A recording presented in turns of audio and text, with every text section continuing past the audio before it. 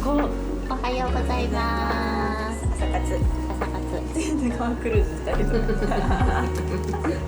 ド定番をね。ド定番。でもド定番したことないからね、意外にね。そうで。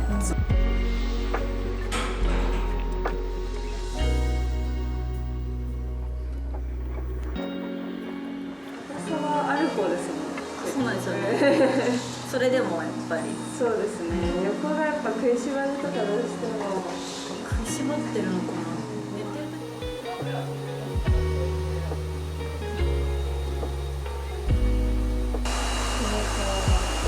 皆さんので YouTube 見ましたって言ってきてくださる方、みんななんかマリメッコ持ってて。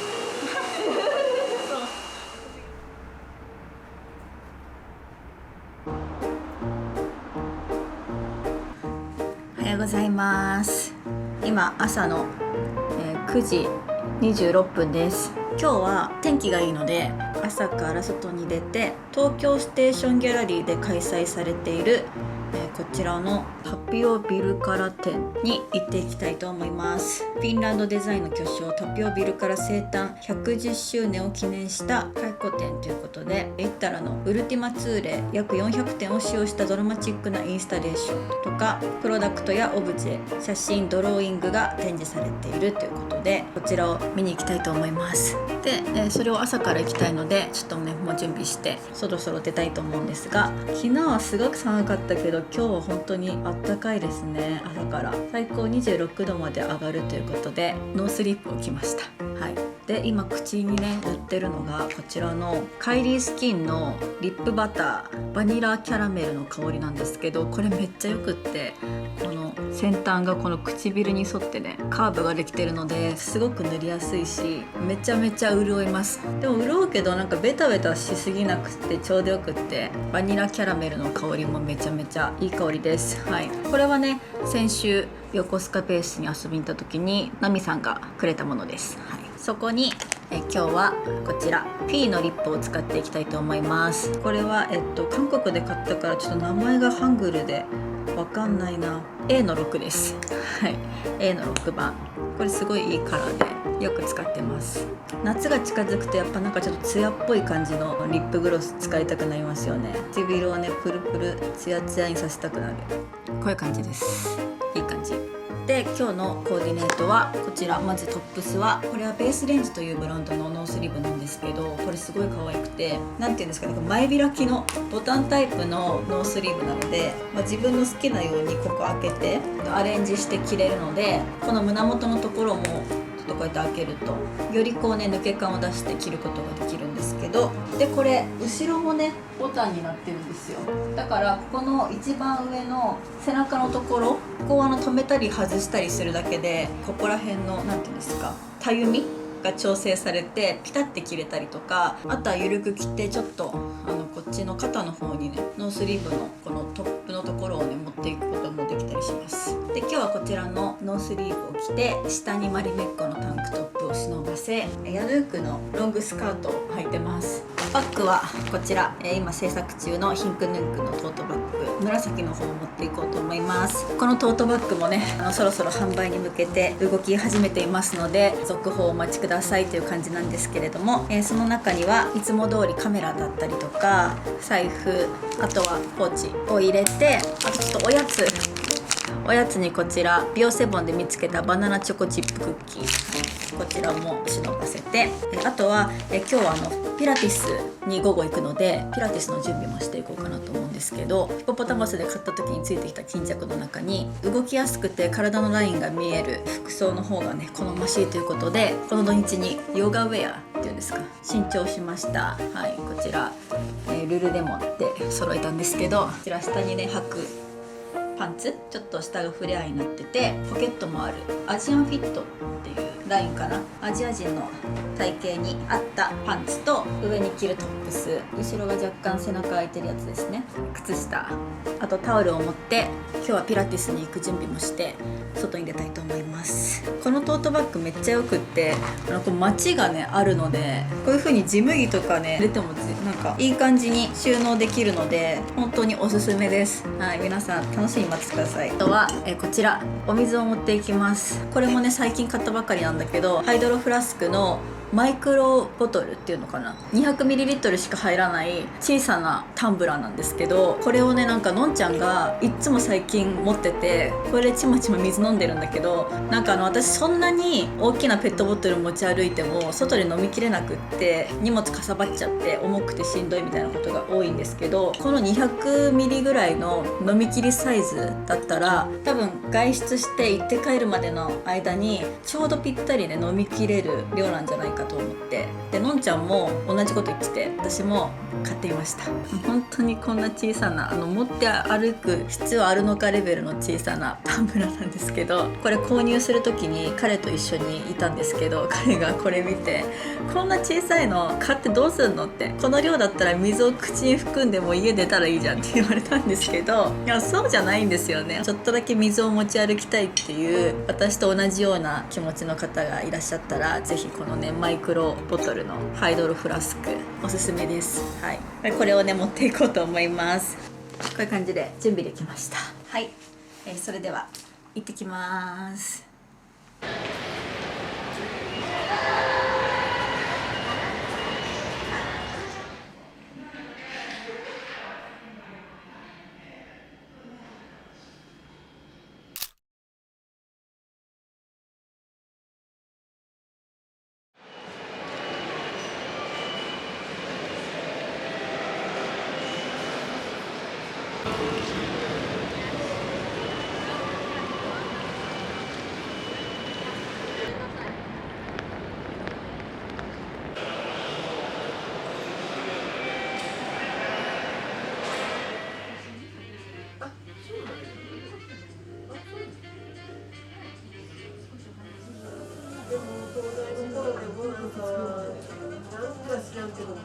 みんなに言わしたらないだから。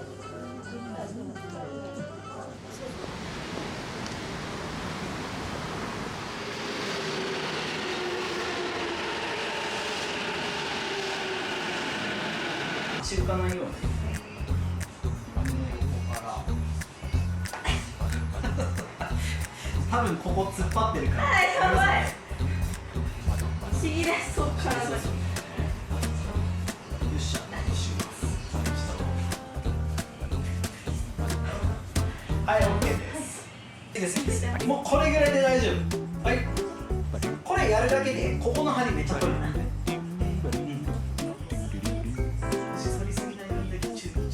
そうです。そう。バッチリ。最初のポジションこうやって戻ってきます。で、左曲げてきて。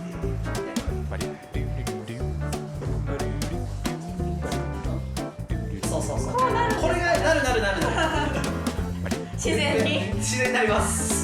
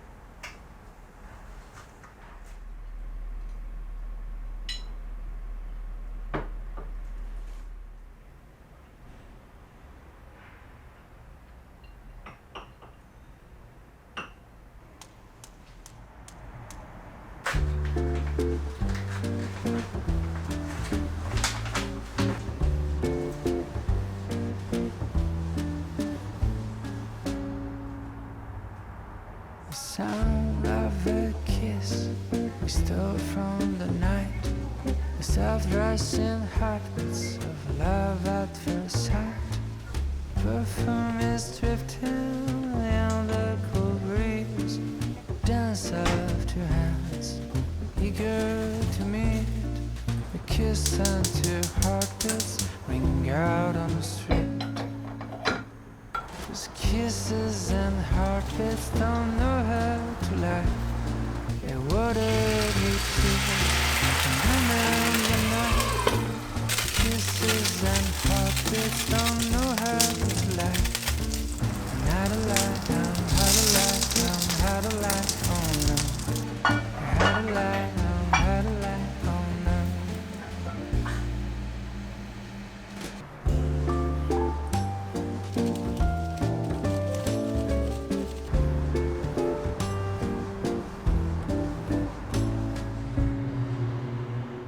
So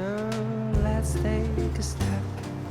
in this first dance of kisses and heartbeats, embracing by chance. Because maybe fate is too much of the world, just two random passengers caught in a world. A kiss and two heartbeats entwined in a curve. 'Cause kisses and heartbeats don't know how to lie. They're watered with tears and bloom in the night. Kisses and heartbeats don't know how to lie. And how to lie, and how to lie, and how to lie, oh no. How to lie, and how to lie, oh no. And how to lie, and how to lie, oh no.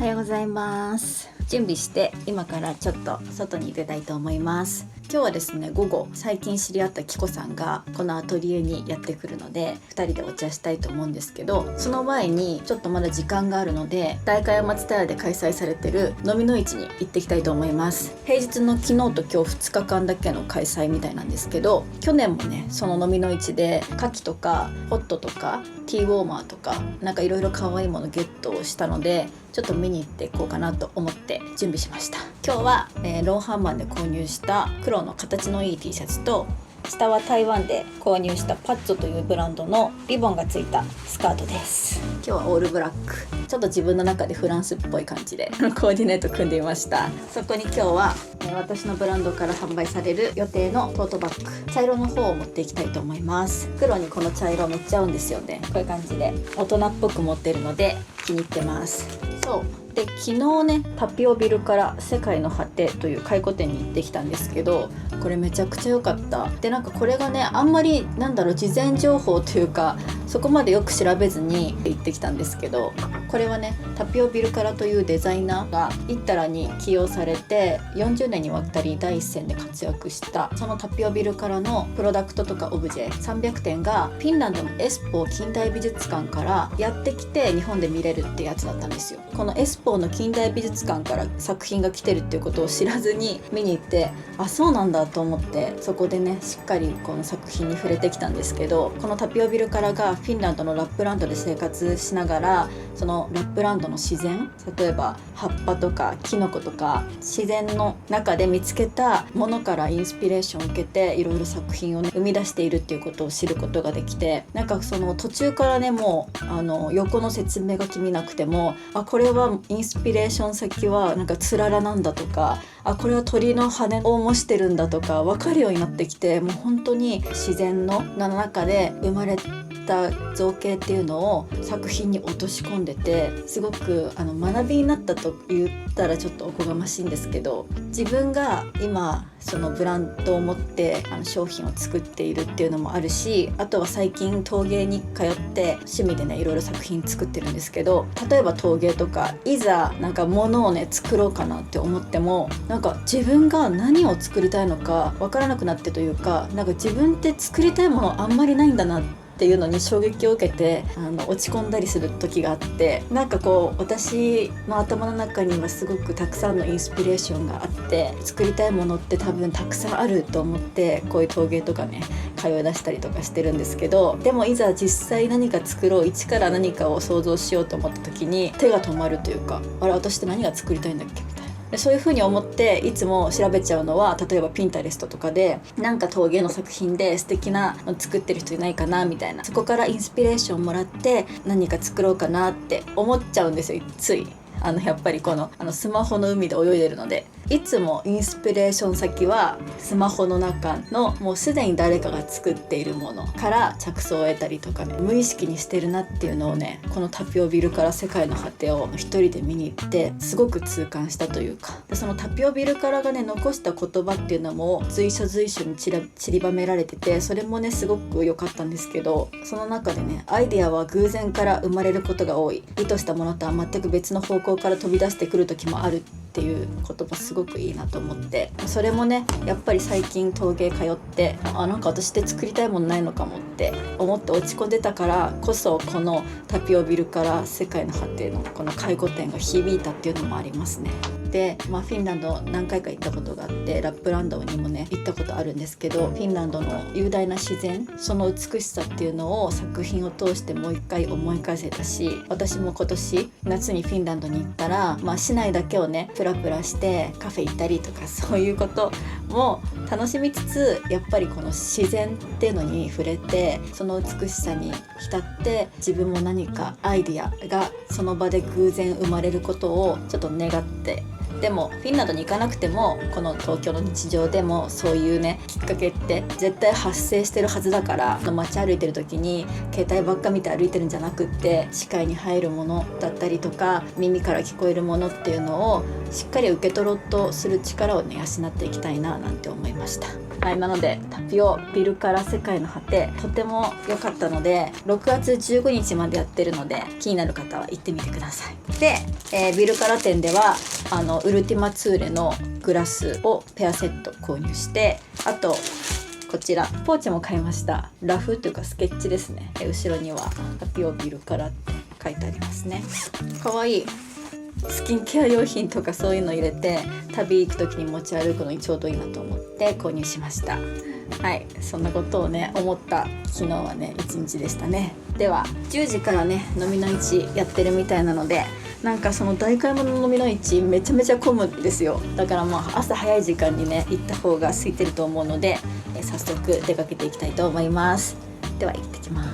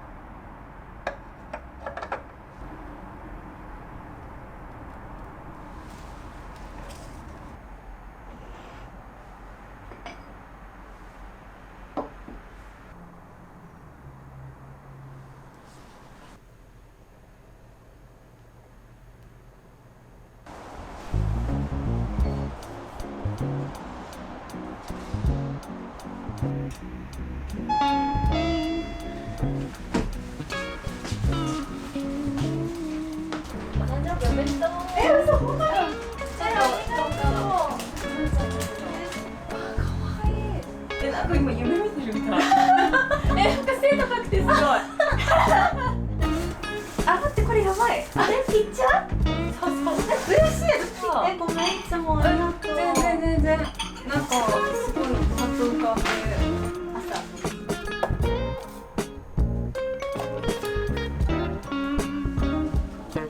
ちっちゃなのに100度ぐらいになっちゃう。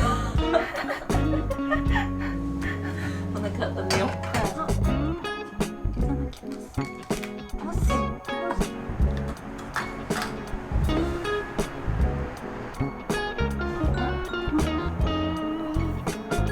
すごいめっちゃあんこたっぷり入ってる。ごめんね。昨日すごくいい音で飲んだ私。そうだよね。あ、それは間違いないですか。間違いないかな、ちょっと。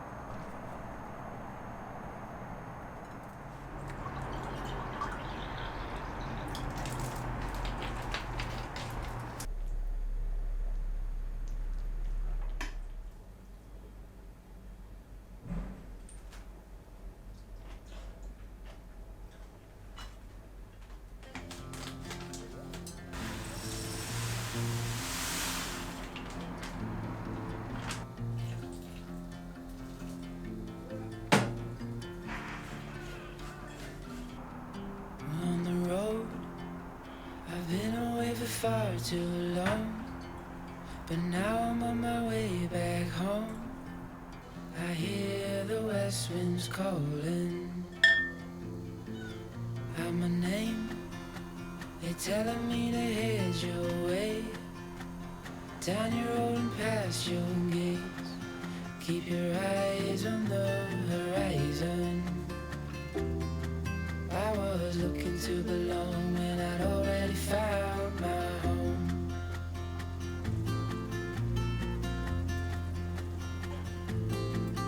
Won't be long, I'm there before the setting sun, for you to fall into my arms, a place I call my home. I was looking to belong when I already found my home.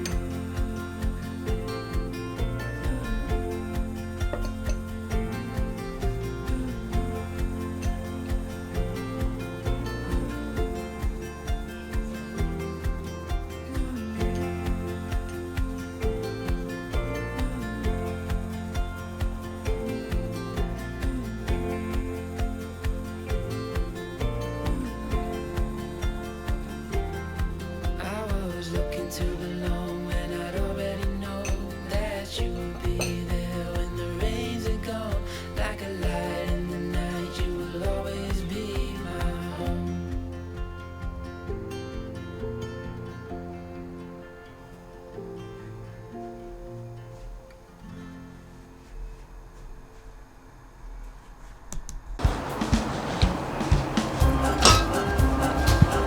OK 始まりました。最近とよラジオ第35回、今週もどうぞよろしくお願いします。よろしくお願いします。はい、このラジオは私がこのお家にアトリエを持って、そして私たち夫婦が半別居生活になったということで、私たち夫婦の今をお届けするそんなラジオになっています。今週もお疲れ様でした。お疲れ様でした。前回の餃子グランプリが終わった後、これもね羊羹グランプリ同様反響いろいろいただきまして、皆さんの後丸川と丸岡と宝永紹介したいろんな餃子をさ、お取り寄せしてもらってるみたいで、多分もうすぐ第1弾で頼んだ人は来るんじゃないかな。あ、届き出すんだね。宝永はねもう届いてる人いた今日。そうでもなんか丸川、そのグランプリになった丸川は火曜日と金曜日の朝かな。そうオンライン、あと土曜日も朝あるんだって。丸川じゃないホームページで。でももう秒殺だって。今日なんか何かのコメントで来てたよ。取り寄せようとして、そのスタンバイして購入しようとして住所入れてたら売り切れたって。いやでもなんかね、もともとなんかそうすごい人気っぽかったけど、ね、そう別にうちらのね影響とかじゃなくて、もともと丸川自体がすごい人気でさ、それで。いやでも俺買った時、普通に夕方買ってたもんな。そうじゃあちょっとだけ影響力を発揮してるかもしれない。そうなの？みんななんか朝オンライン開始時間にスタンバイして10分ぐらいで売り切れてるって言ってる今。普通にバーって調べて、丸川のコメント自体もそんな多くなかったよ。で普通に買えたんよ。その時にね。そう夕方ぐらいだったと思うけど。ほらそういう感じで本当に皆さん後別にその餃子グランプリじゃなくても普通にお家でさ作って食べたりとか、近くの好きな餃子屋さんに行ったりとかして皆さん餃子を消費していただいた、そんな1週間になったんじゃないかなと思います。めっちゃ美味しかったよね。でそれでさ、その先週の動画にコメントが来まして、コウヨトリネーム餃子好き夫さんから妻のお便りを読んでいただきありがとうございました。今回のグランプリは私のために開催いただいたそうでその人ね妻と一緒に楽しく見させていただきました。先生もご足労おかけしました。丸川の餃子、私たちも取り寄せしてみたいと思います。いつか赤坂みんみんに行かれた時はぜひドラゴンチャーハンと餃子をセットで食べてくださいということで、まずあなたのためではないでもきっかけをくれたのね。いや本当そうね。功労者ではある。そう旦那さんが100個食べてるって言ってさ、そっから赤坂耳食べてみてくださいのところから始まったこの餃子グランプリ、旦那さんのおかげでね、こんな美味しい餃子に出会え、そして見てる皆さんも美味しい餃子に出会えたのでありがとうございました。ありがとうございました。はい、またねグランプリやりたいなみたいなさ、ちょっと話してたよね。食べ物って楽しいし、あと全国の美味しいものを知ることができるし、あと視聴者の方がコウヨトリの皆さんも参加できる。だから見て買って食べるとかさ、あとは自分のおすすめを提供したりとか参加型になるのがすごいいいなと思って盛り上がるしね。ということでなんかね、今後も定期的にこういう食べ物グランプリをね開催していきたいから、こういうのどうですかみたいなアイデアあったらぜひいつでもお待ちしています。結構難しいんだよね。そうなんかね、餃子がね結構最強だったってことに気づいた。そう、やっぱ全国に、等しくそれなりにあって取り寄せができて、あと味の違いとか地域性も感じられて、そうなんだよね。そう難しいんだよね。そうなんか同じようなものを探しても、いや餃子グランプリは秀逸だったなと思って。餃子結構すごかったね。でもなんかちょっと2人で考えたのは、別に夏にちょっとかき氷食べ歩きグランプリする？えあんたが言い出したのにいや絶妙な。そうね。まあ考えてみよう。なんかそういう感じで、ぜひなんかアイディアがあったらよろしくお願いします。そうね。これから夏だからなんか夏に食べたいやつとかそういう季節性もあると楽しいなと思うな。のでぜひもしあったらお願いします。ということで今週は私は何をしたかなというと、ピラティス1回目通い始めました。先週体験に行き、今週から本格的にピラティススタートしてるんですけど、いいね運動はピラティスハイだからそのこの始めたてってさ、一番なんか盛り上がんない、このそうね、一歩目を進めた自分への誇りみたいないやほんとね、なんかパーソナルのピラティスに知人の紹介で偶然行くことになって、それで行ってみたんだけどすごい良くて、てかそもそも自分の体って本当に私の体やっぱこう S みたいになってるって、真ん中の軸を取ろうとしてこう体がこう S 字になって S のこのさ、この湾曲してるところでこう真ん中を取ろうとしてるみたいな、これこう S、 私はほらなんかちょっと首前出てみたいな、腰反り腰になってみたいな、普通に立ってても S 字になってるんだって、でもなんかそれがさ、もうなんて言うんだろう、全部こう体の位置を調整しながらさ、ストレッチしたりとかマシン使ってやるんだけど、ただこういう風にさマシン使ってこう前屈みたいにするだけ、そのポジション取る時でさえ自分がまっすぐだと思っても、なんかもっとこうですみたいな、っていうのがあって、そんなに自分の体って歪んでるっていうかさ、まっすぐ取れてないんだみたいな、思ってびっくり。そうですよ。あなたが言った手もこうなってるとかっていうのも気になりだした、私も自分の、そうなんや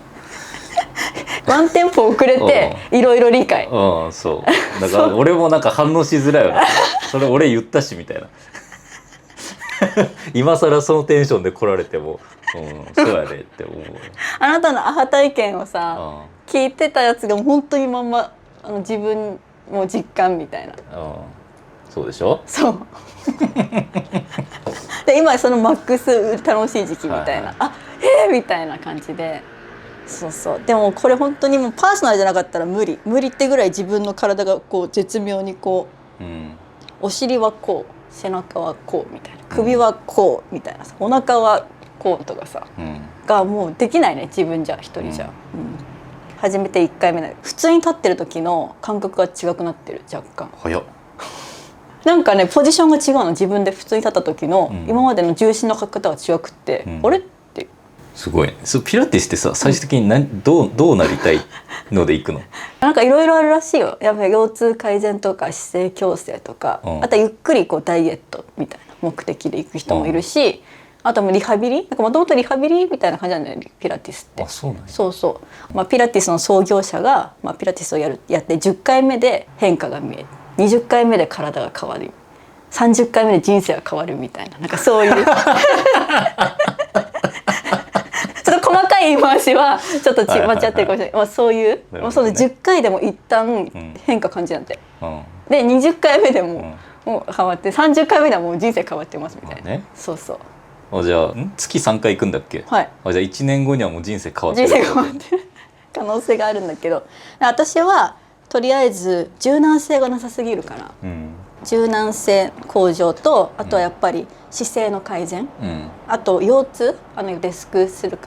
あとは運動するという気持ち私は週に1回は運動していますっていうモチベ、人生に対するモチベみたいな感じで言ってるんだけど、そのウェディングフォト撮りたいから、少しでも姿勢よく撮りたいみたいな、言って、この鎖骨ら辺がもう全然変わりますよって、鎖骨出てきますよって言われて。骨も出てない？いや、私の本来のね、肩の位置ってね、もう大げさに言うとこうなのよ1年後こうなってんの？大げさに言うとなんかさ、こう何こう整えてもらって、本来みたいな笑いすぎでしょしたらさ、なんかもう私的にはもうこういう感覚なわけ。みたいな、本当にこうなるのかなみたいな楽しみ、私もこのラジオの座り姿でもう姿勢を皆さんにこう伝えていけるかもしれないあれちょっと姿勢がって言って、なので運動じゃないけどプチ運動始めました、プラスで結構歩いてるし最近、あなたと一緒に朝歩いたりしてるから、で徐々に食生活も変えていければと。食生活はやっぱすぐには変わんないって。そうなん？食生活の方が一番すぐ変えれる周りに言われた。やっぱりこうストレス溜まったりするから。でもちょっとずつやっぱ意識がそう向いていくだけで、やっぱ変わってくるはずだから、きっと、ちょっとずつやっていこう。確かになんかトレーナーさんが言ってたわ。やっぱ女性の方が男性よりやっぱストレスレベルがなんかどうやら違うらしいって。へえ。やっぱ女性の方が強くストレスを感じやすい。食とかそう制限すると。いわゆる節制した食事を突然やけ食いみたいなうん。ことをまあ切れ食いっていうらしいんやけどそのマッスル用語的には。あ、節制してて、うん突然やっぱバッて食べちゃうっていうのを切れ食いっていうんだけど、うん。なんかそれがやっぱ女性がやっぱ多いって。あ、もう突然ね。うん、もう無理ってなる。そう急に我慢できなくなっいやもうちゃったりす私も絶対無理だから。で意識するだけで違うってもうすごい甘やかされてるから私うんトレーナーさん。そのピラティス行ってない1週間に私は家で何をしたらいいんですかみたいな、うん言ったらその姿勢をよく言おうっていう意識するだけで違うって、うん確かにと思って足を組まないようにしようとかさ。るもうね、俺今ちょっと組まない頑張ってる組まない、腹筋腕立てスクワットぐらいやってるんじさすがにゃんさすがにさすがに筋腕立てスクワットか、まあちょっとずつ意識してみる、意識したら OK だと思ってる。そういう1週間。あなた何してた？いやもう変わらずやね。でも逆に言うと、うんもう俺はさ筋トレ始めてうん2ヶ月半経ってないぐらいか、うん。だからちょっとなんか最初のモチベがやっぱちょっと、あ、今私のこのこういう状況でもう終わっちゃった。そうなんかその初心者ボーナスみたいなものがさ、うん。あって、うん多分全く運動してなかったら、うん最初の数ヶ月とか1年とかでうん筋肉量がバッて増えたりとか、うんうんまあ、体重も落ちやすかったりとか、うんあるんだけど、うんそこになんかちょっと到達しちゃった。ちょっと満足出るぐらいの数字が一旦出てる、あ、そうなの。じゃあ現状報告してみて。正確に言うと2ヶ月と1週間かうん。筋肉量がプラス6キロ。すごいなそれ。いやすごいよ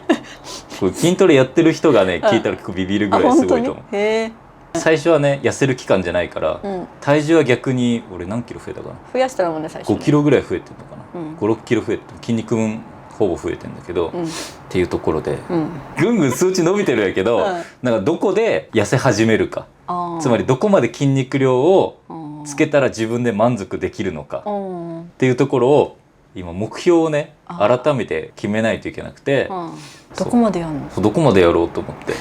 確かにゴールみたいななんとなく設定した方がいいんかな。そう設定はしてるんだけど、うん結構数値と見た目って人によって異なるっぽくてあ、そっか。もちろん骨格とかさ、うん腕の長さとか、うんそんなんで変わってくるから、うん。なるほどね。でもなんかだらしな太りではない風にはもう見え出してるよねやっぱっていうのも、うん最近ここ2週間ぐらい1日1万歩生活ってやってる、すごいよね。でもねあんたすごいよねちゃんとやるかでも多分普通にね、う外回り系のら。うん。仕事をしてる人とかはもう全然行くんだと思うけど、そうだね在宅ワーカーで1万歩って、うんやっぱ1日最低2時間は歩き続けないと達成しないから、うん朝と夕方2回に分けて1時間以上歩いて、よし1万歩行ったっていうのをさっきも話したけどさもうちょっとおじいちゃんの生活だよね朝と夕には散歩しだしてんの。いや思ったよ。うちのおじいちゃんもそうだったよなんか。そう言ったらさ、この33歳のさ人生でさ一番体力気力ある時にさ俺散歩しよるんよいいのなんか。それはあるようね、ん。中山きんに君っていうやん。うん。中山きんに君主演のドラマがあってうん。何年か前に、うんそれが中山金太郎っていうけどそれのティザーの映像の中で最後の締めのセリフがね、俺は何のためにマッチョやってるんだっていう、ね、やばいやばい。哲学みたいになってきてる。そうそうことがうん最後問われるわけ、うん。でその時に、う俺は何のために今俺こんな鍛えてんだろうって、もちろんさ、うん見た目が良くなることはさ、うんまあ、いいことやん、うん。でシュッとなってさ、そうねまあ、自己満かもしれないけど、うんまあ、姿勢も良くなったりさ、まあやらないよりかやった方が絶対いいじゃんいい見た目が。でもさ、うんこうなった過程はさただの自分のさ堕落でしかない。ああそうね。そう美味しいものをわざわざお金をかけて買って食ってうん太って、うんで太ったら太ったで、うん。今度金かけて痩せようとしてるわけよやばいねなんかグッときちゃった今。でしょ、うん。これ何してんだろうなんかさわかる、太ったのにも金かけて、うん。痩せるのにも金かけて何してんだろうね。で人生確かに。言ったらさ俺サラリーマンの時なんてさ、ん今ほどゆとりはなかったけど、うん痩せてたじ痩せてたよめちゃめちゃ、ねうん、ゃん。で今さ、うんそれは人生豊かになったとか言いながらさ、うんただ太ってさ痩せてを繰り返してるだけあんだけせっせと働いてた時の方がさ活動量も多くてさ、何もせずねそう運動もしてなかったのに何痩せてたのにちょっと金稼いでうん太って、うんあやべえっつって、うん金かけて痩せようとしてる何やってんだよと思ってこれからの人生そんなことの繰り返しになっちゃうよ多分ねもう、うんそんなことをうん考えながら散歩してる、そういう感じでちょっと運動に目覚めたというか、まあ、本格的にウェディングフォトを撮ろうとちょっと動き出しました私も。そうね、はい綺麗にね、うんせっかくだから少しでも綺麗に、あとプラス日常でやっぱり姿勢とかよかったら綺麗だよねっていうのをちょっとね意識していこうかなと思っています。ということで今週も、皆さんからいただいたお手紙を読んでいきたいと思います。はい、はい、なんかねポンポン読んでいきたいなと思います。じゃあまずこちら、ラジオネーム羊が好き好きガールさんからのお手紙です。私はミクさんと同い年で YouTube 最初くらいからファンで、変わりゆくミクさんの YouTube が毎回一人時間の楽しみに過ごしてきて今も変わらずです。ありがとうございます。ミクさんと先生の旅動画も大好きです。私も夫と2人暮らしで旅行に行きますが、現地で美味しい食べ物が楽しみです。ですが胃袋のサイズが違うためまだまだ食べ巡りできる彼、あれもこれも食べたいけどお腹いっぱいになってきたかもと私。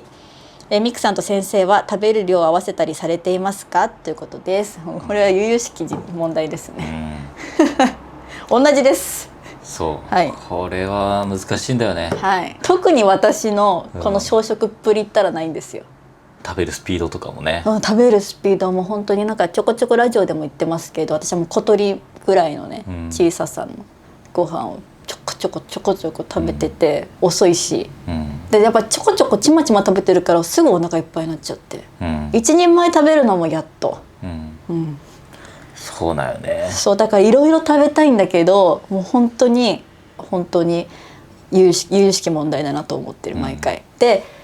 私だけと思うじゃないですか。あなたこの人も結構食べれないのうんどうやらねどうやらどうやらね俺は結構食べれる方だと思ってたけど、いや世間的にはどうやらどうやらみんなめっちゃ食うっぽくて、そう一般女性分ぐらい食べれるかもちょっと怪しいよ。だって回転寿司に私たち行くじゃないですか、うんでリアルな枚数で言うと私は寿司ネタ3皿うんと茶碗蒸し青さの味噌汁、うんでフィニッシュです私は。うんでこの人はあなた何皿食べれますか？いやまあ基本13とか嘘ですよねこの人は6か8だよね。いやもう8はもう頑張った日やね基本6 10でさなんかもう前人未到だとか言いながら食べてるもんね、たまに今日はいけるとか言ってさそれ汁用のお皿含めてねでそれを友達に言ったの、うんそしたら友達とかはもう15とか20とか食べるの普通に。本当にびっくりして、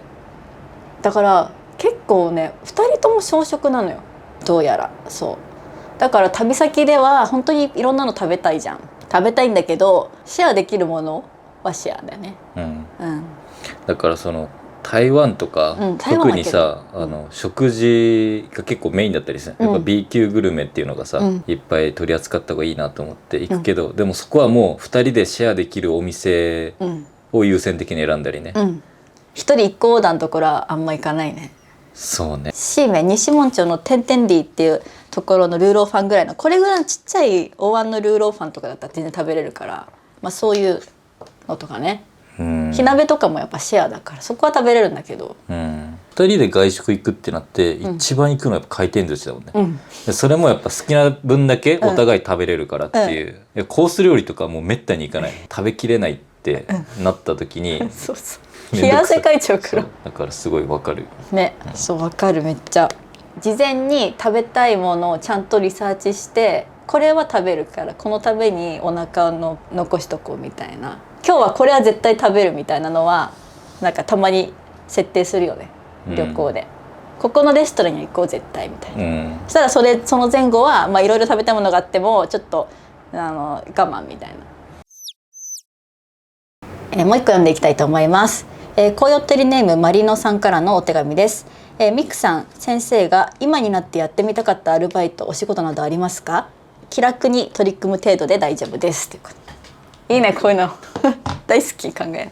アルバイト歴でいうと何やったことある？タピオカ屋さん、ミルクティー屋さんと、神戸屋キッチンっていうパン屋さん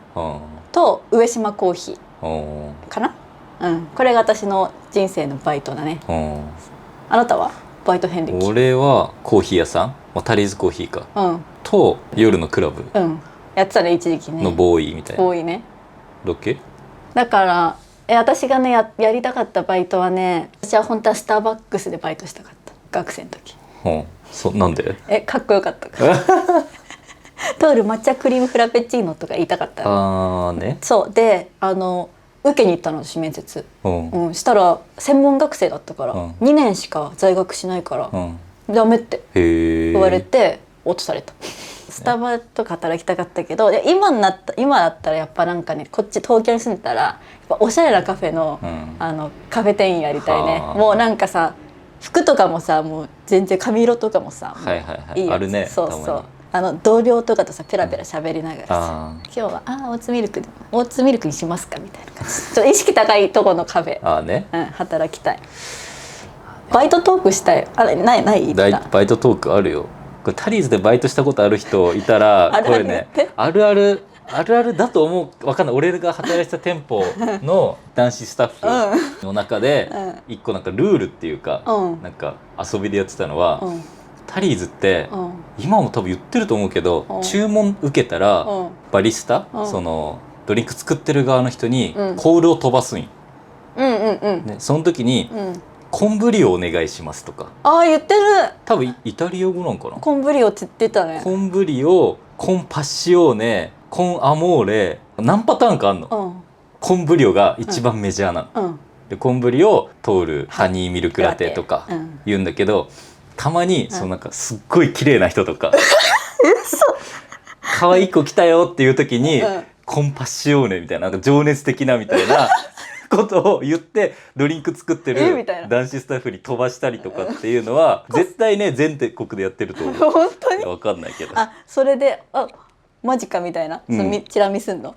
可愛い子来たみたいな。コンパッションにお願いします。うわ、私とあなたの出会いはタリーズなのよ。ね、タリーズで働いてるあなたを一目見て私は一目惚れしたんだけど、もうコンパッションねなんて私がいる時に聞いたことないよ。いや言ってたんじゃない？言ってないでしょ。聞いたことない。コンブリオはめっちゃ聞いてたけどね。コンブリオだった。私コンブリオだった。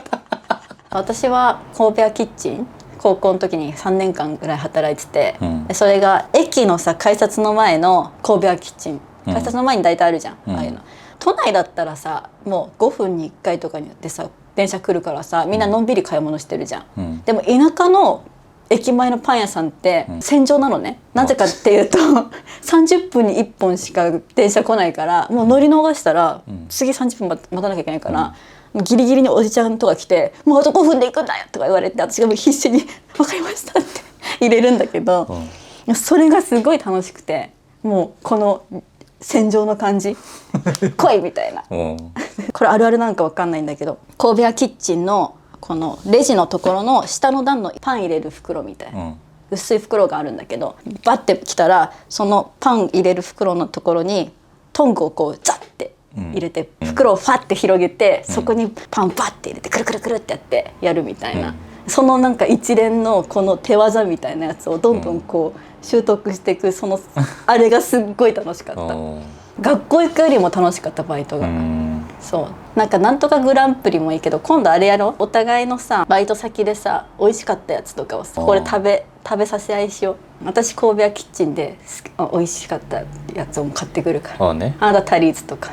面白くない？だからちょっと食べさせたい。そうね、美味しいよっていう。なんでこれバイトさエピソードこのコメントに来たのかなと思ったけどさ、これなんかうちらが最近よく聞いてる日天ラジオ、安住さんのラジオでもデニーズの話してて、確かにバイト話ってさ面白いよねっていうことで今日話してみたけど、神戸屋キッチンさんとかね、上島コーヒーさんちょっとそうだよ、ちょっと案件くださいじゃあちょっと来週はお互いのバイト先で美味しいやつをちょっとここで食べつつラジオしよう、はいで来週のトークテーマはいもうこれバイトにちなんだやつちょっと募集しようかな。皆さんの、バイトあるあるとかバイトしくじるエピソードとか、なんかクスッと笑える系がなんかあるといいね。ハードル高バイトあるあるしくじっちゃったこととか思い出とかそういうのがあればぜひエピソードトークお願いします、はい、じゃあそういう感じで、そんなお手紙ぜひお待ちしています。このコメント欄にこよとりネームをつけて、投稿してください。はい、では今週の動画は以上です。この動画が面白いよという方はグッドボタンとチャンネル登録よろしくお願いします。それでは次のラジオでお会いしましょう。さよなら。